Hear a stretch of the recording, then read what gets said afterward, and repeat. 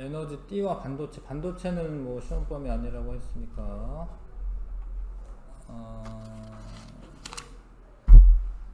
자 아무튼 이제 그 원래 원자는 원래 에너지 준위가 이렇게 나눠져 있는데 고체는 옆에 있는 그 원자들의 영향을 받기 때문에 그러니까 자기 혼자 있을 때는 이런데 만약에 원자가 두 개가 있다 그러면 이제 전자가 돌아다니다 보면 뭐 이렇게 겹칠 수도 있잖아요.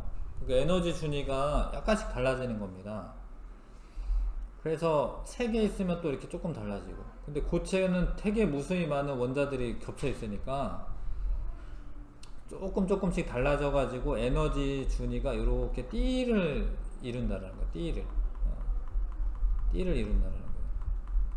근데 그래도 이 띠 간격에 있는 거는 전자가 있을 수는 없어요. 그러니까 요 내에서도 왔다 갔다 하는데, 근데 여기에 있는 전자들은 요 밑에 있는 전자의 에너지 준위와 요 위에 있는 전자 에너지 준위가 달라요. 같은 띠 내에서도. 뭐 그런 차이가 있습니다. 그래서 고체는 원자 사이 간격이 가깝기 때문에 인접한 에너지 준위가 서로 영향을 주고, 하나의 에너지 준위에 최대 두 개의 전자만 존재한다. 이거는 뭐 파울리 베타 원리고요. 전자는 가장 낮은 에너지 준위부터 높은 에너지 준위로 두 개씩 채워지는데, 여러 개의 원자가 모여 있을 때 에너지 준위가 똑같이 겹치지 않도록 미세한 차이를 주면서 존재한다. 뭐 아무튼 그런 거긴 한데, 그래도 이제 D로 존재한다라는 거예요. D로 존재한다. 에너지 준위의 모임이 에너지 D이고요. 고체는 이렇게 D로 존재하는데 D 간격이 있어. 근데 거기에는 전자가 있지는 않는 거예요. 그래서 전자가 아래에서부터 쭉 채워지면은 전자가 채워져 있는 거 가운데 가장 에너지가 높은 애를 원자가 D라고 하는 거예요. 전자가 채워져 있는데 가장 바깥쪽에 배치되어 있는 D를 원자가 D라고, 원자가 D. 근데 그거 바로 위에 있는 그 에너지 D를 전도 D라고, 전도 D. 그러니까 여기에 있던 전자가 에너지를 받아서 전도 D의 에너지를 갖게 되면 그럼 자유롭게 왔다 갔다 하는 거예요. 그 전도 D로 올라가면은 뭐 자유로워진다 이렇게 얘기하는 거죠. 자, 그래서 그 전류가 흐르려면 전도 D에 자유로운 전자들이 이렇게 있어야 돼. 전도 D의 에너지를 갖는. 근데 D 간격은 존재하지는 않습니다. 거기에는 전자가 존재하는 건 아니다. 자, 그래서 자유전자는 전도 D에 있는 전자인데, 그러니까 에너지가 많아진 전자인 거지. 에너지가 많아진 전자인 거죠. 전도 D에 있는 그 전자인데 에너지가 많은 전자야. 근데 양공은 전도 D로 만약에 전자가 전이하고 나면 여기 전자가 비어 있을 거 아니에요. 그래서 그 양공이라고 부릅니다. 그거를. 그걸 양공이라고 부릅니다. 전자가 전이하고 난 대를. 그래서 자유전자가 전하 나르게 역할을 할 수도 있고, 전하 나르게라는 표현을 써. 전하를 날라주는 애. 자유전자가 전하 나르게가 될 수도 있고, 양공을 채우면서 전하가 날라질 수도 있어요. 그래서 양공이나 자유전자를 전하 나르게라고 합니다.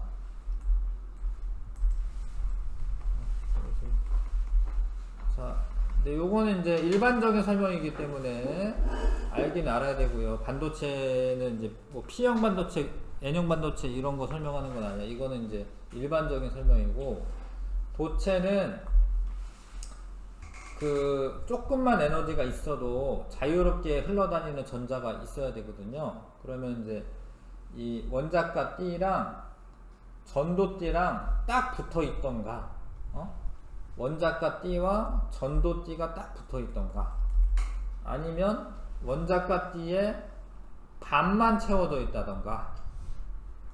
그러니까 반만 채워져 있다라는 말이 뭐냐면, 여기 있는 전자가 에너지 조금만 받으면은 여기가 사실 전도 D라고 해도 될 것 같은데, 하여튼 이런 표현을 씁니다. 원자가 D가 반만 채워져 있다.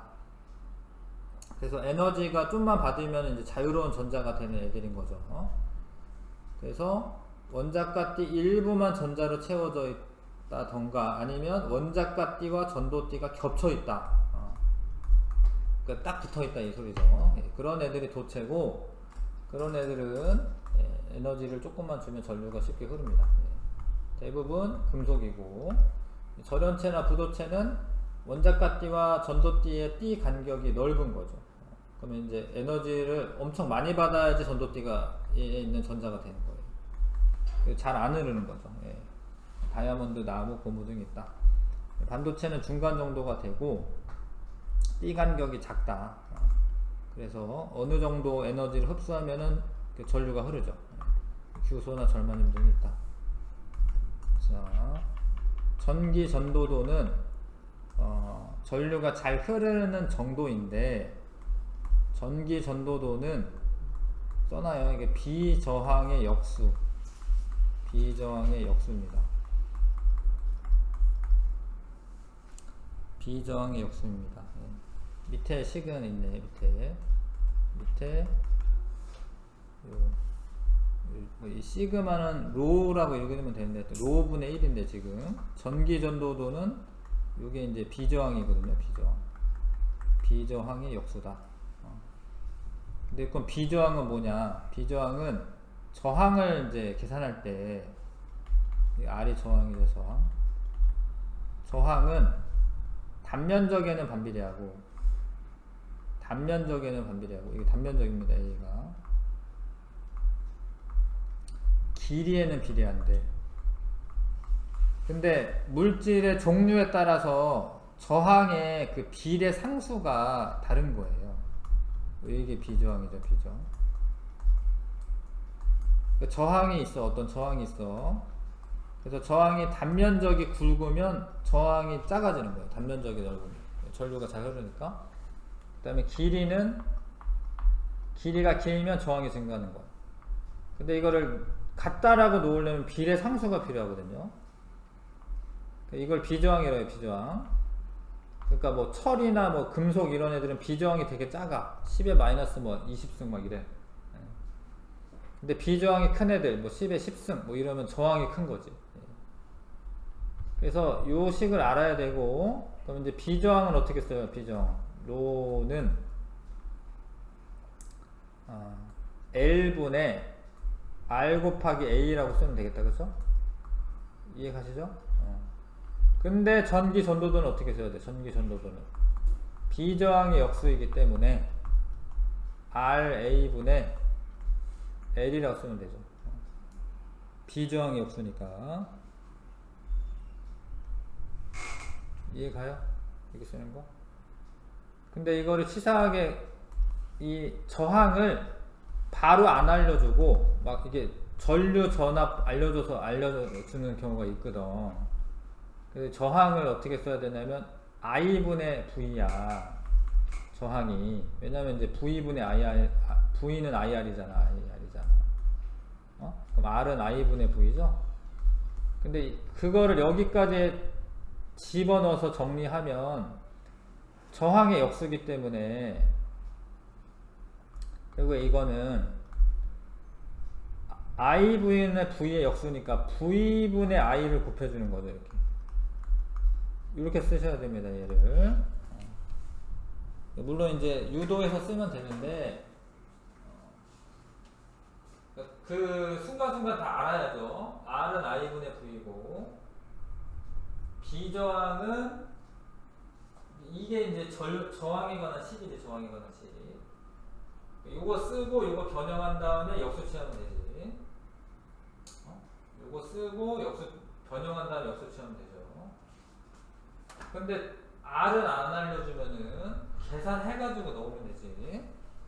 문제 풀 때 그렇게 해주셔야 되고요. 자, 개념지 포보기.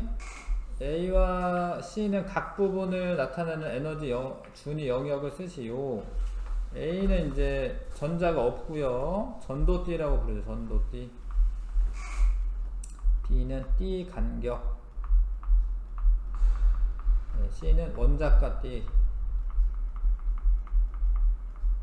이렇게 부르죠. 폭의 차이에 의해 고체의 전기 전도도가 달라지는 영역은 B죠. B.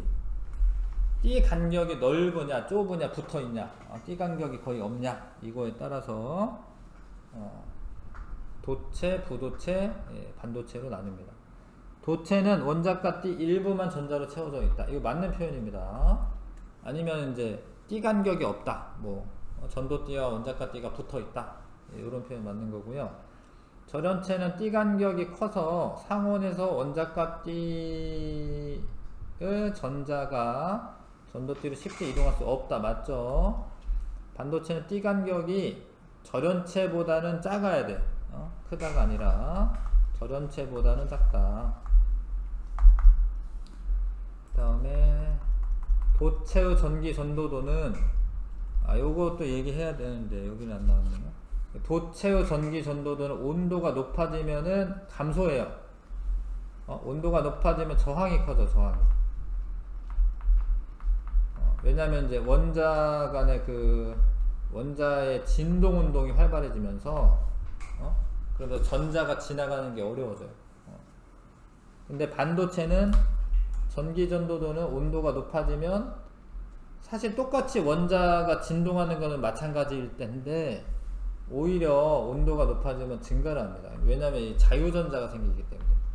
자유전자가 별로 없다가 에너지를 많이 받아가지고 자유전자가 많이 생겨.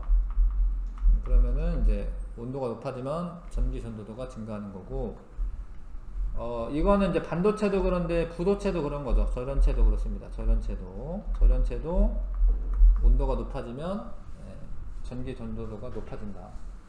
뭐 그렇다라고 뭐 역전되는 건 아니야. 그러니까 뭐 도체만큼 전류가 잘 흐르고 이러는 건 아니야. 전기 전도도는 비저항의 역수다. 이 문장을 외우셔야 돼. 문장을. 전기 전도도는 비저항의 역수다. 모양이 다른 A, B가 있다. A의 비저항은 도체의 2배다. 그러니까 지금 비저항이 크다 이거잖아요. A가. 그러면은 전류가 잘 안 흐르는 거기 때문에 A의 전기 전도도는 도체의 2분의 1배가 되죠. 2분의 1배. 전기 전도도는 2분의 1배. 우르치든 다음에 시험범위 들어가면 하고요. 1번부터 8번까지 하면 되겠네요. 1번부터 8번까지 해보시고,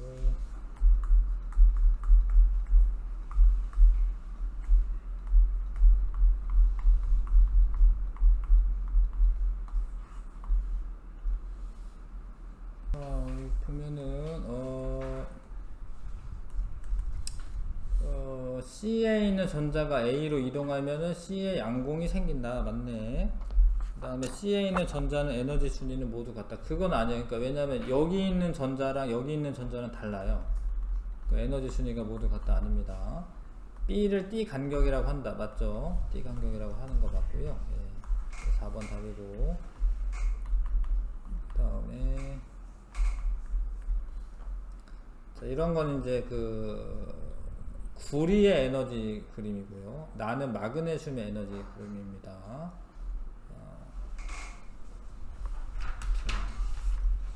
이런 경우가 있으니까 이렇게 표현하는 거네.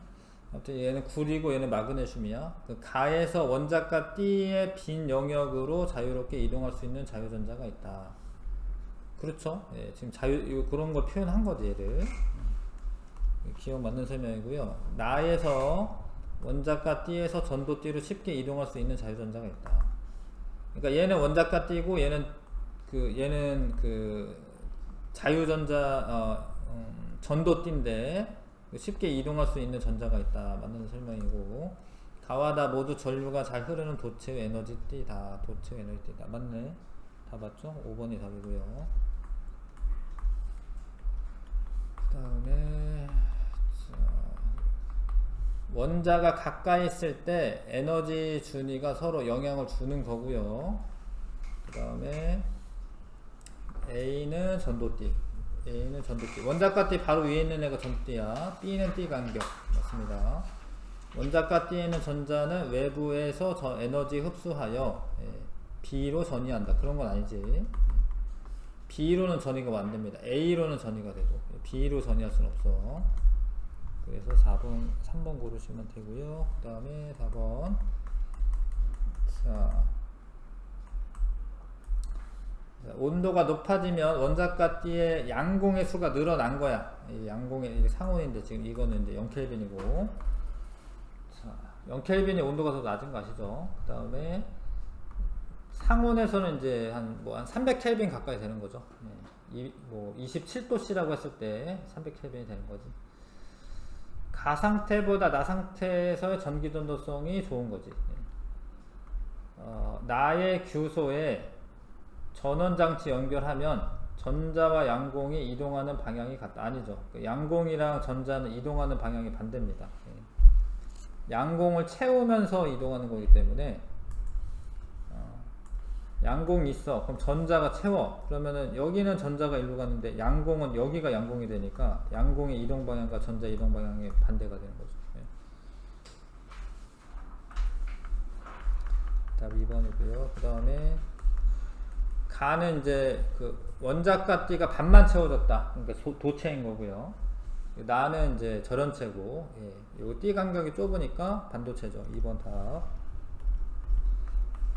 그 다음에 가의 원자과 T에는 자유롭게 이동할 수 있는 전자가 있지. 나의 원자과 T의 전자가 모두 채워져 있다. 원자과 T의 전자가 모두 채워져 있다. 뭐 원자과 T에는 채워져 있는 거니까 나에서는 뭐 색깔 가지고도 구분하셔야 되겠는데 아무튼 원자과 T의 전자가 채워져 있죠. 나는 약간의 에너지로 전자가 쉽게 전도띠로 올라가 전류가 흐를 수 있다. 아니죠. 절연체에서는 그런 게 아니지.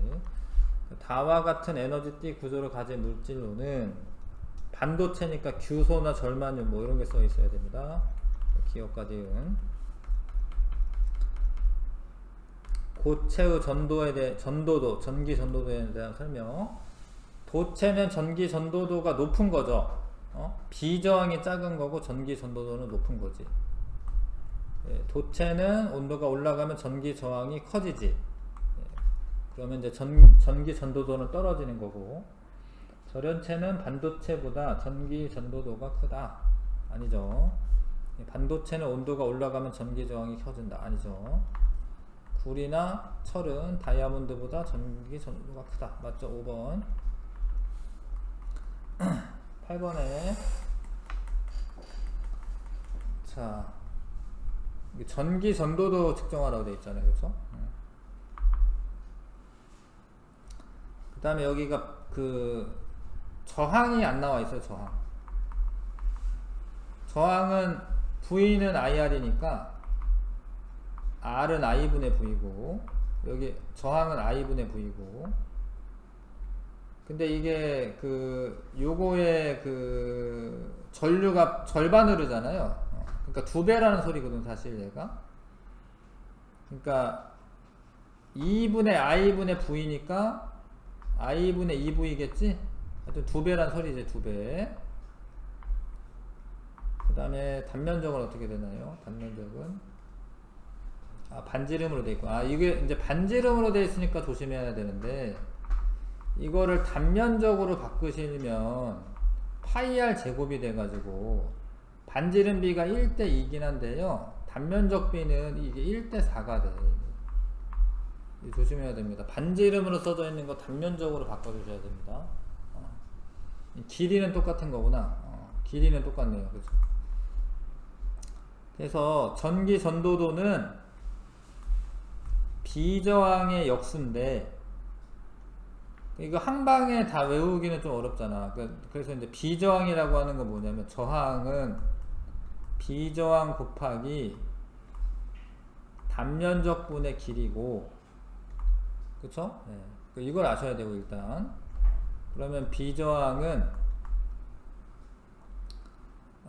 L분의 RA고, 그거의 역수를 취하는 거야. 그거의 역수. RA분의 L이고, 여기까지만 해도 돼요. 그쵸? 일단은 저항비를 알아냈으니까 1대2다 이거 알아냈으니까, 그래서 요 식에 맞춰서 쓰는 거죠. 전기 전도도 A 대 B는